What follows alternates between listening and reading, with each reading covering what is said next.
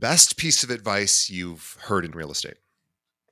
Best piece of advice I've heard in real estate is don't grow too fast.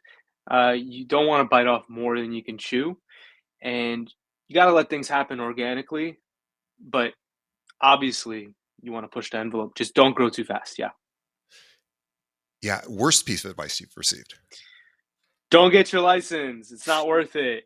Um, you don't need it. You could still transact deals without it. You'll be fine. Yeah. If I listened, I'm basically screwed right now. So, I mean, I wouldn't be where I'm at. So, And one more additional question, is AI coming for the realtors? uh, this is hard to really. Okay, um, for the lower end market, Yeah, yeah, I'm with you. I think the onesie twosie agent is going to struggle, and the top agents are going to thrive. I think they're going to absolutely. kill it. Yeah. There is no free lunch, and honestly, with everything, like I've been doing this. We'll get into it, I guess, when you ask me more questions. But I haven't been doing this for decades, but I've seen a real, shift of, old brokers versus new brokers, and that there's no free lunch. No. Eithan Davidov is our guest today, and this is a really fun one for me.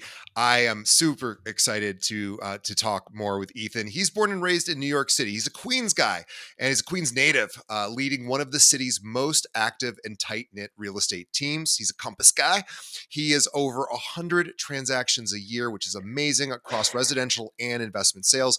Eithan is known for his transparency, market expertise, and high touch client service. He's a graduate of Baruch College, Zicklin School of Business, and he combines sharp analytics with genuine care to deliver results that exceed expectation.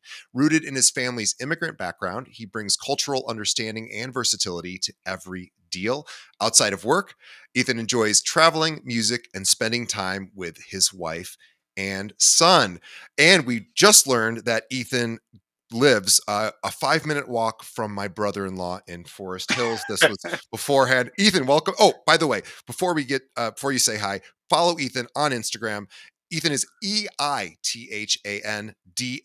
We'll have a link to that in the show notes. EITHANDAV on Instagram. Eithan, welcome to the show. Thanks for having me, DJ. I'm so excited to talk to you. You remind me a lot of my brother-in-law, who I adore, who's like the greatest guy ever. He's also a real estate broker. He's on the commercial side, but he's a great guy. And so it's like kind of like I'm talking to my brother-in-law. So I appreciate you, and I appreciate reaching out to us, and I'm super excited to talk to you. So let's start at the beginning. So how did you get into real estate? So I'm a COVID agent.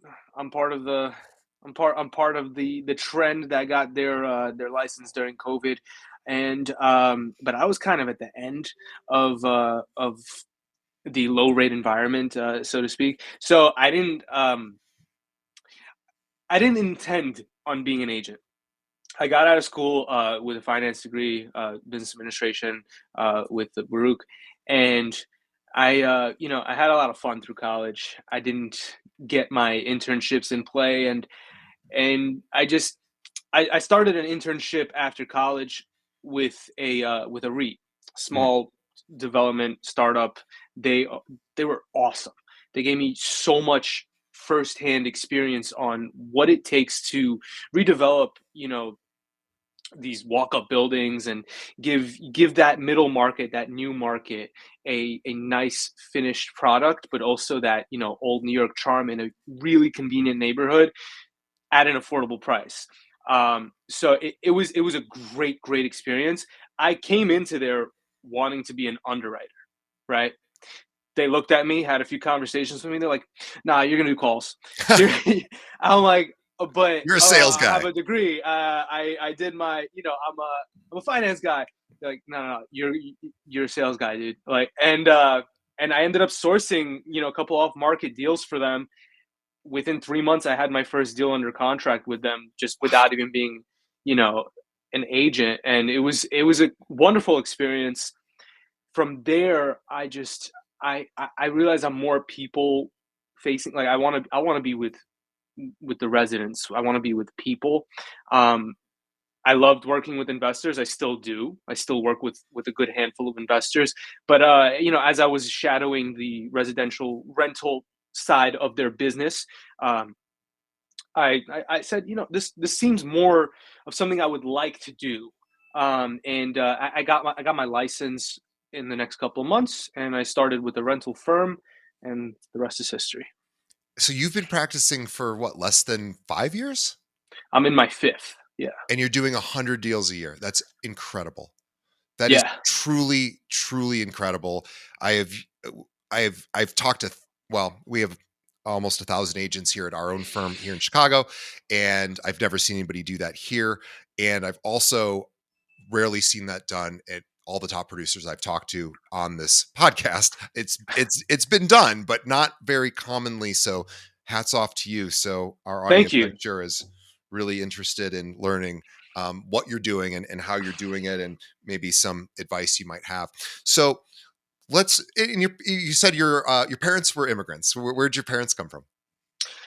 They're from Uzbekistan, and my father he was born in Uzbekistan, and then he migrated to Israel, and we had it was a great childhood with I guess the melting pot of Yeah, all of that. yeah. Yeah.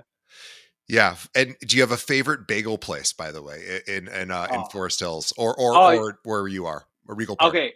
All right. So I have a few. Okay, and so number one is Utopia Bagels. Okay, Uh, that's in Queens, and it's not Forest Hills, but it's got my heart. It's where I go before I take off, before I leave the city. It's either Utopia Bagels or I go to my favorite pizza shop, and which Austin Street Pizza is pretty fire actually.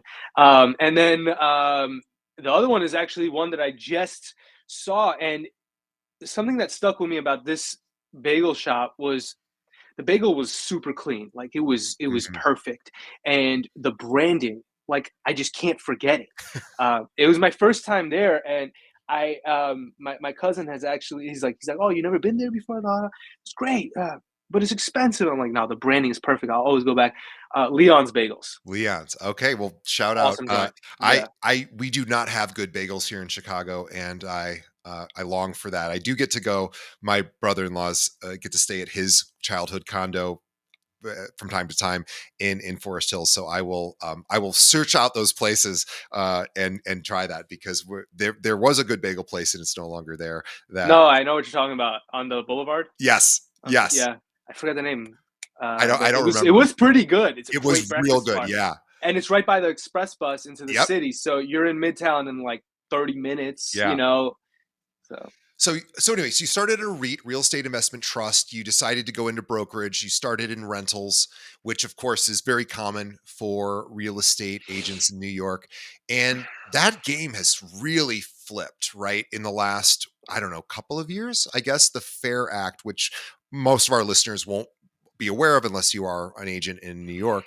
But basically, from my understanding, and correct me if I'm wrong, and I might be, is that and there's a few cities that that operated this way. Boston, I think, is kind of this way as well. Is that in some places the tenant actually pays the commission, which is a big ask for a tenant, especially in the most expensive place to live in the country, being either San Francisco or New York. But I don't even think in San Francisco they pay the commission. But certainly in New York, that was the case in a lot of times. And so realtors really had an uphill battle. This was a big ask. You might be, somebody might be spending $7,000 a month, and then, oh, here's another $7,000, and then there's last month's rent and all of that. So it's certainly tricky. And then legislation changed to say, hey, we're gonna basically change that. Now landlord pays. So let me know. Am I right about that, or is it changed a bit? has not changed, and I mean, it is what you make of it as a broker. At the end of the day, it's you're in a service industry, and that should come first, no matter what.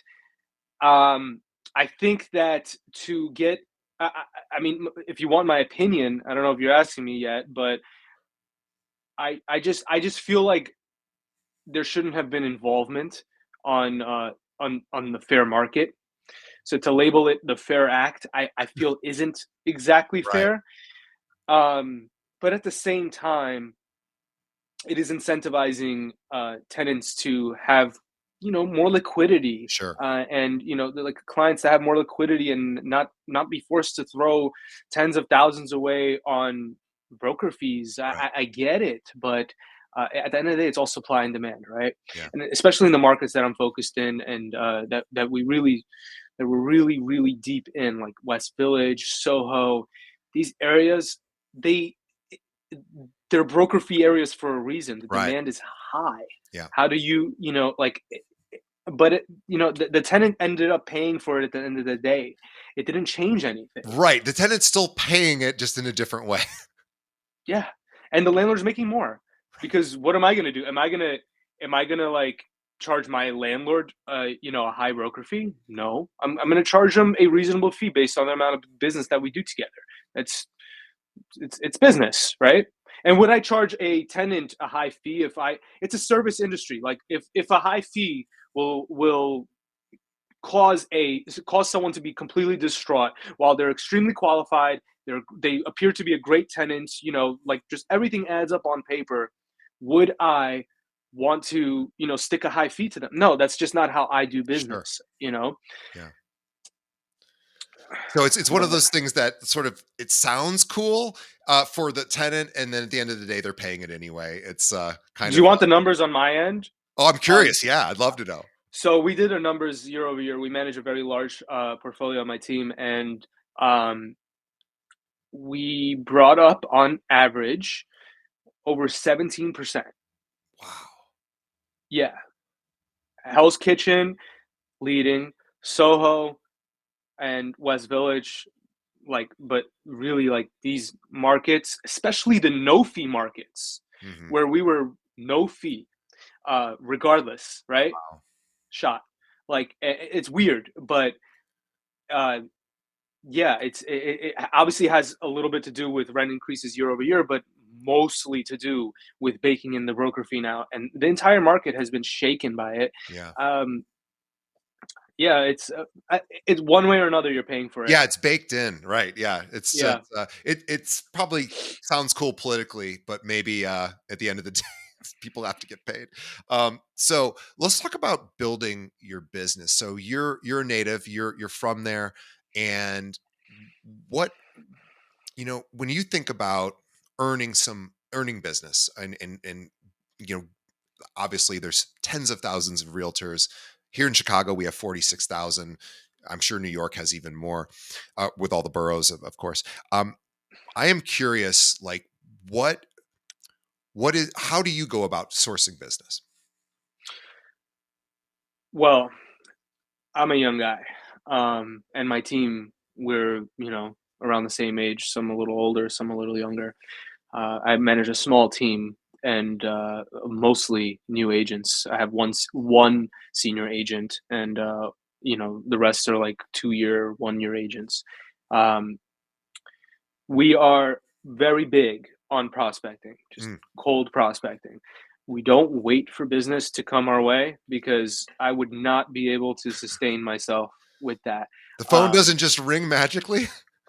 no, unfortunately, it doesn't, and I had to learn that the hard way. But Yeah. it was, the majority of my business and my team's business is sourced from cold prospecting, and we run with the fact that we know this city, Yeah. like, like I've never met you, but I know exactly where your brother-in-law lives and Yeah. everything. Yeah. Like we know each other, but that you can only really get that from a native, in my opinion. Yeah. So that's the differentiating factor, and above all, you're gonna get a truly white glove service.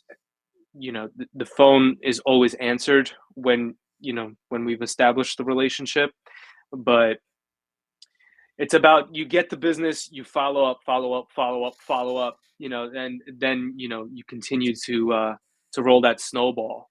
Yeah, The fortune is in the follow-up, and as much as I wish it wasn't, and I wish I wish the fortune was in the that's first the call. hardest part.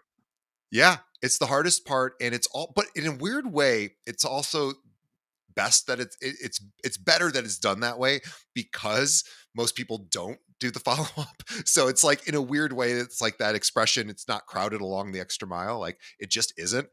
Yes, of course, there's competition. There always is, and good agents are going to always, be at your heels. But most agents aren't.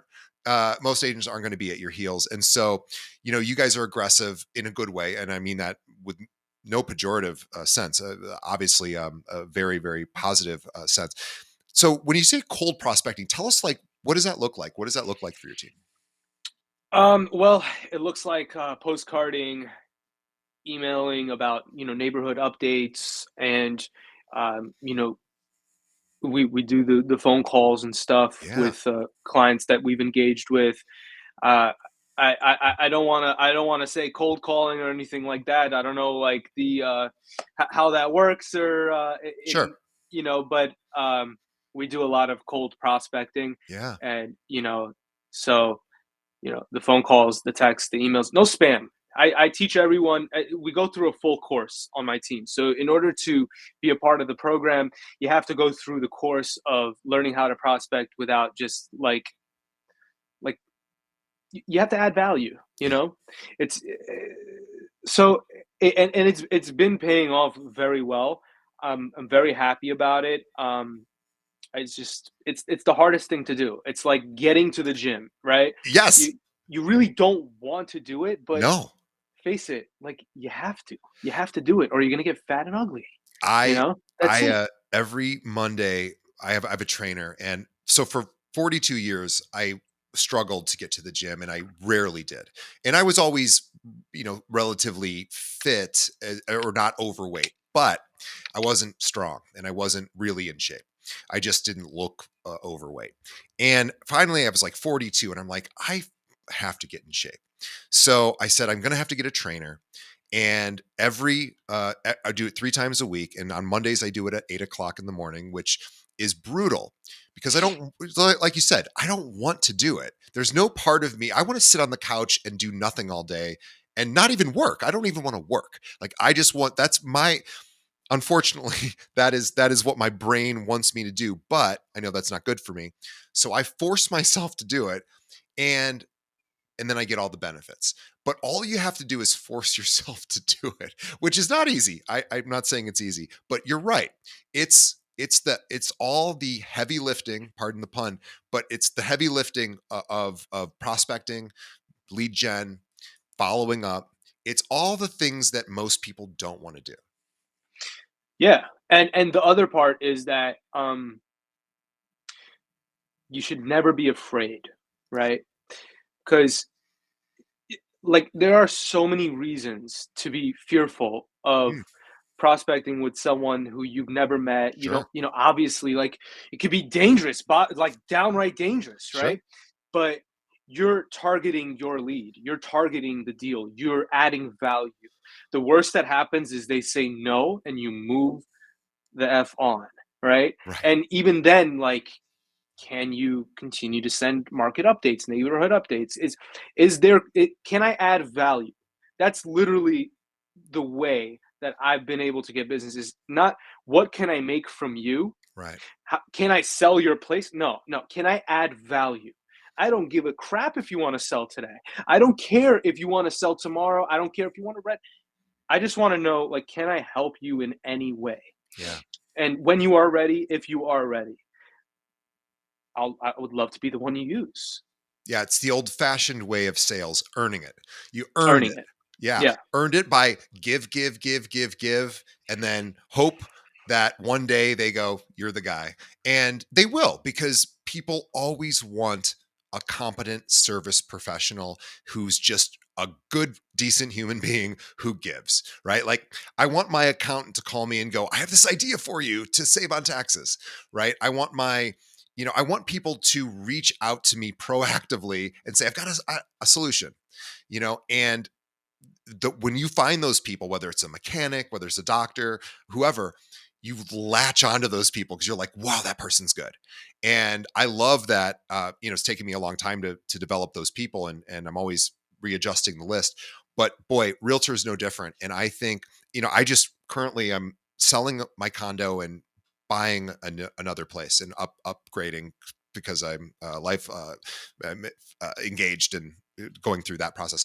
And anyway, Congrats. oh, thank you. It's very exciting. We actually just went and saw the colors change, not too far from you. We went to Maine, New Hampshire, Vermont a Oh month ago wow. just to go, do that thing, and that's really fun. But and if anyone hasn't ever gone to see the colors change, most people probably haven't. Please go do that. It is so incredible, you won't believe it. But anyway, when when I was going through this process, and I am going through this process right now, and I am I have a lot of friends, thankfully, in this industry who were very helpful to me, who were like, "Oh, you just have to do this, do this, do this, do this," and I was able to leverage those relationships to get things done in a way that was so helpful. I now have so much more respect, even though I'm in this industry, for really good agents. And really good agents who provide value are just like, they don't get paid enough. I think in some ways, like even the agent on the other side of the transaction for the place I'm buying, he was so helpful to me. I could not believe it. I'm like, oh, that's right. It's called a cooperative commission. And he's a friend of mine. I mean, not a close friend, but he was like, oh, DJ, you just have to do this. And I said, oh, thank you. Like, it was very honest. It was very open. And I am so honored to sort of be, and I realized like, oh, I couldn't do this. Like, this isn't my skill set. I'm not a practicing agent, so it shouldn't be. But I have so much respect for people who do, and that's you and your team, and you guys have just really, you talk about adding value. You guys have added so much value that you just taken a ton of business over the last several years when it's been pretty tricky to do that. And so I'm curious, what when you think about your clients and you're talking about adding value, you know, how do you think about staying in touch? Like, obviously you say, hey, maybe they're not ready today, but what are you doing to stay in touch so that they don't forget about you? Um, well, it depends. Every situation is different, right? Obviously, you get like the handwritten notes, you get the phone calls, the texts, but it's the holiday messages for me. They get the texts from me, the personal text. If I reached out to you, if we've spoken, if for any reason we've ever connected, if now's not the right time, whatever it is, I always just I continue to wish you happy holidays. Every single holiday, like major holiday. We start with Thanksgiving, we go through Christmas, we go through New Year's, we go through the Jewish holidays. Mhm. Everything, and I I mean, like, my wife kinda hates me for it because like, every holiday, like, like, we're off, we're with my kid now, and, we go into our families and stuff, but I'm like, "Babe, I need to be unbothered for, like, 2 hours," and, like, you'll just see a bunch of blues, just texts everywhere, and that's me personally sending you a message and, like, truly wanting to catch up. And yeah, I mean, I manage everything through a CRM. Compass has a really good, really like probably one of the best CRMs that I've ever used, and I'm able to manage just everything there. I treat that like basically my Bible. Yeah. It's like every day you go through that, and for your warm, you have to have a warm list, obviously, of the warm prospects. You got to stay on top of those. Those are more frequent, and then you have something that's a little colder, a little less warm, like kind of lukewarm, and you want to do those monthly touch ups and all of that. But all in all, get to know your client, get to know your prospect. That's my number one thing, besides the sale is I want to get to know you. I want to know who you are, what, gets you going and just how could I add value? Bottom line. How could I make your day? Yeah, I think you're right, and there's lots of ways to do that. Developing kind of like a level of intimacy where I'm going to be of value to you, but I also care about you, and I'm going to, maybe you end up becoming friends with some of these people, of course, and it is a really fun way to get to know somebody, I think. And you certainly seem to have that energy. I bet you have a lot of clients that are friends now, and Yeah. must be a lot of fun to do that. Now, I'm curious, what is a typical day? And again, I know realtor days are different every day. But what is a typical day if you were to structure your day and you had control over it and nothing came at you to change it, with family or whatever, or your business? What would your typical day look like? Well, it's incredibly hard to have full control, but as a team lead, that's the ultimate goal. That's why you hire agents to manage your business, your inflow. Um, so I mean, I really try to stick through this. Uh, I guess regimen is like you wake up. I try to wake up around the 7 a.m. mark. You know, get my electrolytes in, get my caffeine running. If I'm not dropping off the kid in the morning to his daycare, I'm going straight to the gym. I got to get the blood flowing, get into my office by the 9 a.m. range. But my phone is not off, and from the moment I wake up, I have to take the phone calls. I have to keep moving. As soon as I get into my office, it's go through my to-do list. I print these. I keep these with me. I got a few to-do lists.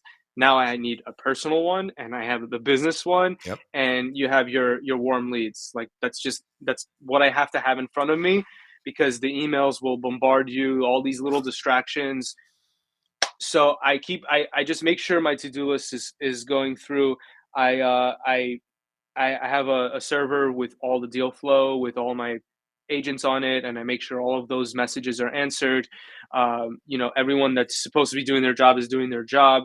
So that's early morning. As soon as we get into the office, around nine to 10 a.m., we get that done. Into the afternoon, I have my lunch, and try to make that quick. And then it's like through there, from the 11 a.m. mark, really, even before lunch, I would say, is when the phones really start going off. It's whether I'm putting out fires from a client who just moved into their apartment, or having to manage a landlord's expectations or a seller's expectations on when are we closing.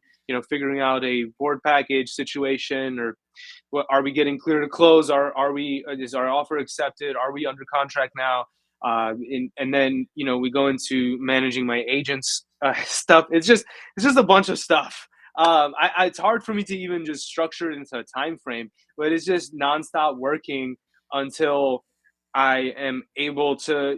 I try to get out of the office, before sunset, so I could see my kid. But if I'm not doing that, then I'm either meeting a buyer, a seller, or I'm showing an apartment, because even though I'm leading my team, I still have to show, because I need my skin in the game. I need to know Sure. exactly like how the market is reacting in certain ways. So I try to keep my capacity like on the showing front to a minimal, because I'm managing so much back end. But you still have to be a face, and understand how the market is moving Have you s- 100%. have you started using AI at all to with your processes? Yeah. Yeah, if whoever says they're not using AI is, I mean, they're either lying, or they're just really like stubborn and afraid to, try something that will streamline you. I heard a few things though. I've been watching these things on YouTube where it's like, oh, if you use ChatGPT too much, you're gonna lower your amygdala and you're gonna kill your brain out in a couple of years. Long term Yeah, effects are maybe. killer.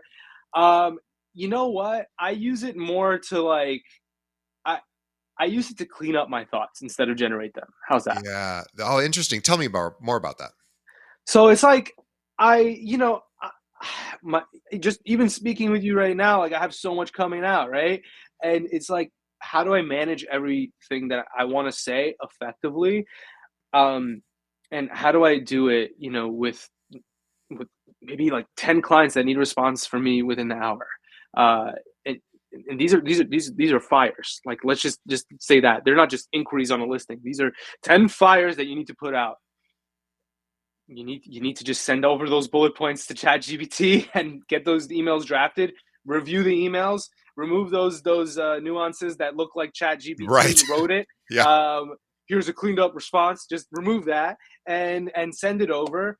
Um, Effectively, like if you're able to set my rule of thumb is, if you're going to use ChatGPT, you better remember exactly what you're saying, right? Because you're going to get a call from your client, and they'll be like, "Oh, what about apartment 2B? I heard there's a leak there. Like, what's going on?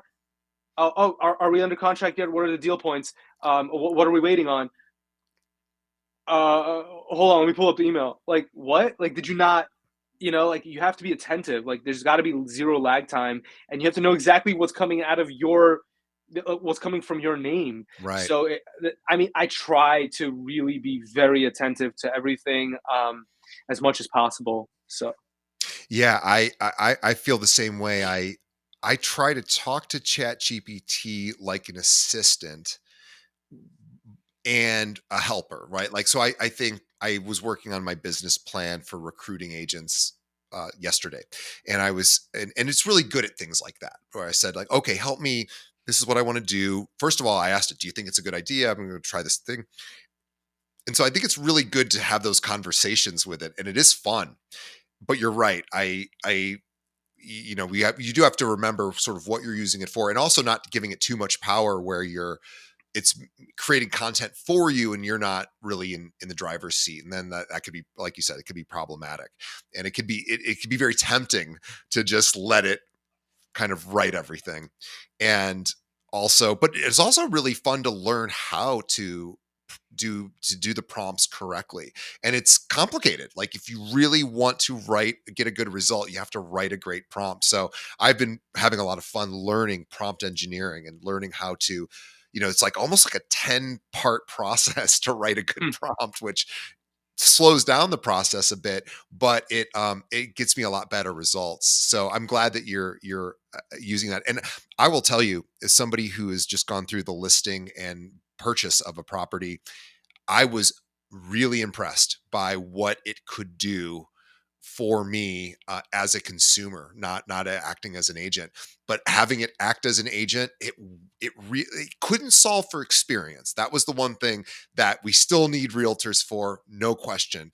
And thank God realtors are here, because it doesn't know how to do that, and hopefully it never will learn how to do that. But it knew how to do a lot. And and so I think agents who aren't using it are really missing an opportunity to, you know make their business run much smoother. yeah, by far. I mean, I just don't see.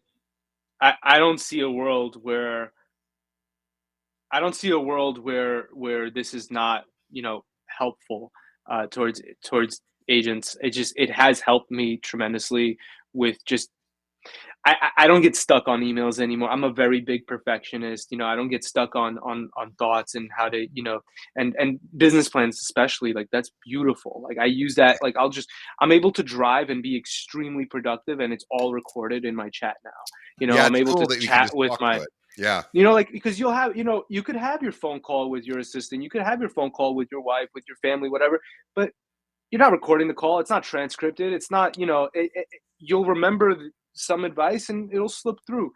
But ChatGPT and all of that, like, it could give you notifications to do something, like, which is crazy, you know? Yeah, So I like it. what I'm waiting for, and this is coming, I'm sure, is the, "Hey, DJ," this is ChatGPT speaking to me, or AI speaking to me, saying, "Hey, here's all the tasks you have to do today. I created a schedule for you, like a really good assistant could do, and here's the order in which you're going to do them." If I could get that for That's me beautiful. personally, oh my gosh, I would pay a hefty sum for that particular Well, task. you actually won't, because you got to make sure it's cheaper than an assistant. That's true. That's a very good Right? point. So, I get this pitch all the time of like, "Hey, we'll take over your email inbox for with AI." Like, there's a few companies that are really trying to do this with Yeah. high volume teams, and I'm not a big fan of it No, because me neither. it's autopilot. I'll get thousands of emails a week. Like, I'm not completely absorbed in it. I set, time blocks. It's another part I kind of should have said earlier. Time blocks are really important. If I'm, in a zone, I'll have a timer on, and I'll get something done within that time frame. I'm not going over 1 hour per, time block for my emails, let's say. But yeah, I'm going through those emails. I'm making sure that there's no red flags. I'm not missing anything, because with fair housing and just treating, and the service industry that we're in, like, we want to, we want to do a good job. Good service roles. That's just how it is. I'd love to know your why because we know you're skilled. You're obviously skilled. Your team is skilled. What gets you through the hard times? Because of course you're running a business. Every business has hard moments, and every deal has a hard moment. And what is the why? What keeps you going? Well, there's a few things. Um, obviously, um, obviously, we all like to make a lot of money. We could start there. I don't come from much. I don't come from nothing. But I'm not a blue-blooded Park Avenue kid. I'm a Queens kid, and I want to ultimately have the best to provide for my family. And um, on top of all of that, it's I have experienced very bad service, and we all do. And I've experienced very bad. Um, I've experienced bad realtors when I Mm. got my apartment. I don't want to. I'm not putting out names or anything. I'm not that type of guy. But I've seen it, and I've worked with bad realtors on when I partnered on certain deals, and that it it just I would never let anything like that come out of my name. So when I'm working with, I on top of me really loving real estate design and just architecture in general, like I really really love making my clients happy, Yeah. and I that's where it all stems from. I don't see longevity in this business if you're only looking at, oh, let's just get the deal done, call it a day, wham bam, thank you, ma'am. Like no, like stick with the client and make your client happy, and you will have a great turnout. You will have return business. That's how I see it. So, and oftentimes like if I have to, um, I don't let commission get in the way. It's just I care about how my client feels after the deal. Yeah, Yeah, I think that makes all the sense in the world, and I've heard that answer time and time again over the years as I've had this show, and it's almost a universal response. It's like that's I good. always wait for a different answer, and I rarely get it because it is I just want to do the right thing for the right reason for Yeah, my like client. we could do a million different things for money. There's so many, you know what I mean? Like there are so many, gray market things. I could be behind a desk. I could be doing this. I love doing this. I love that it's a win-win on top of everything. A true deal, and you learn this as the deals grow. It's a win-win. Both parties are extremely happy. That's the whole point of it. So everyone walks away like yes, thank you. That's why. Yeah. That's what you strive for as a realtor, I feel like. Yeah, and the people who don't play nice in the sandbox are, it's tough. It's tough, and not everybody does.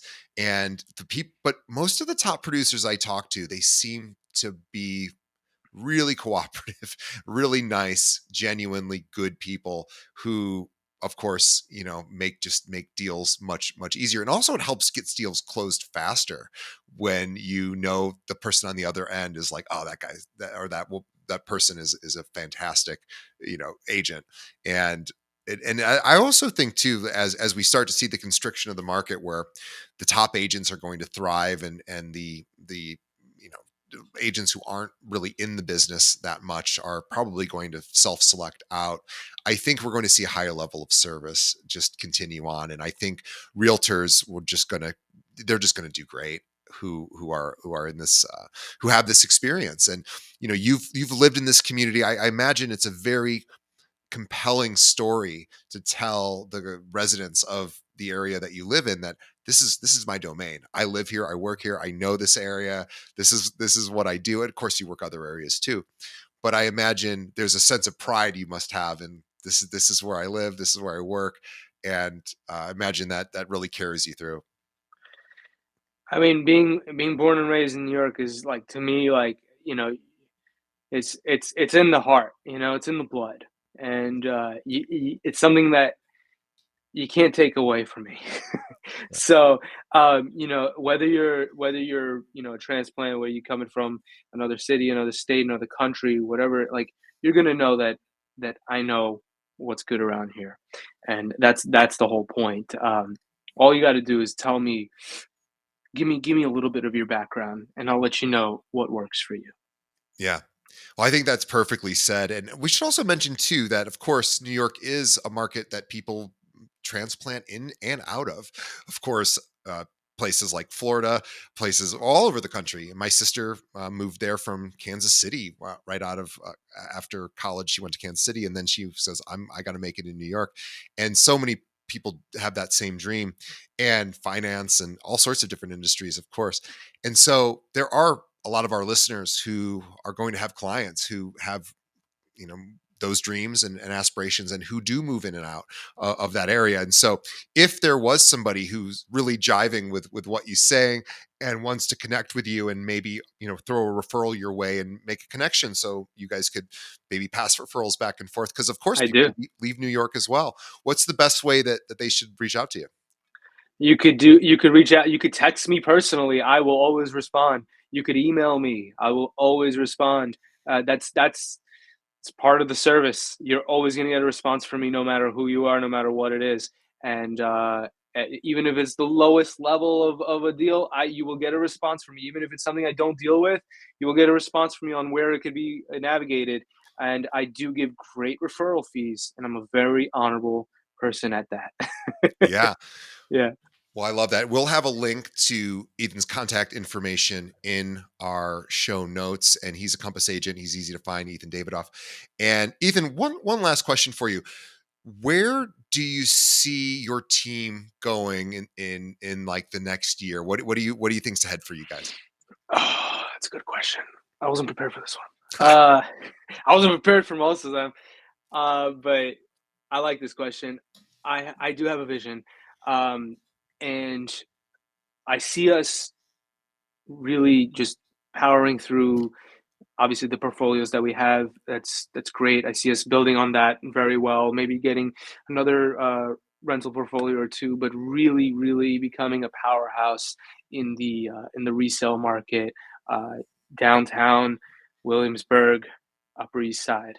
That's I that's love it. where we're really pushing, and a sprinkle of Long Island City since I'm a Queens guy. But we are pushing hard on the resale market. Um, the goal the goal is in the next 3 to 5 years to get us to a $100 million producing team. Uh, in annual sales, and That is we're that is on the road. wonderful. That is an amazing goal and a super high watermark for anybody. And I have friends who have done that, and I've interviewed a lot of people on this show that do that, and it is absolutely doable. And you are on your way. I mean, you're already at 100 transactions in your fifth year. That is pretty incredible. So Eithan Davidov is our guest. He has the energy. It's palpable. He cares about this industry, he cares about his clients, and he's just a good guy who is trying to provide value. And that is really the mark of pretty much all the guests we've ever had. So Eithan is no different. We are excited to talk to Eithan and have talked to him today. So on behalf of our audience, Eithan, thank you for spending an hour with us. You have a family, you are busy, you have a team, you spent time with us, and we thank you for that. On behalf of Eithan and myself, thank you to the audience for making it to the end of the episode. If you found value in this, and I know you did, please tell a friend. Let another agent know about this episode. Send them a link, because Eithan had a lot of great things to say and a lot of great strategies that might help them in their business. And that helps us to get in front of more ears or eyes. So thank you for that. Also, check out our sponsors. They're the reason we can keep doing the show. We appreciate them. We love our sponsors. And as always, we are going to keep making episodes. We're getting to the end of 2025. We are going to just keep rolling this into 2026. More episodes, more what you want. Tell us what you want. If there's a top producer in your market that you're like, I want to know how that person does that, reach out to me. I can get them on the show, or our producers will get them on the show, and we'll have more great guests like Eithan. Eithan, you are amazing, and we will see everybody on the next episode. Thanks, Eithan. Thanks, DJ.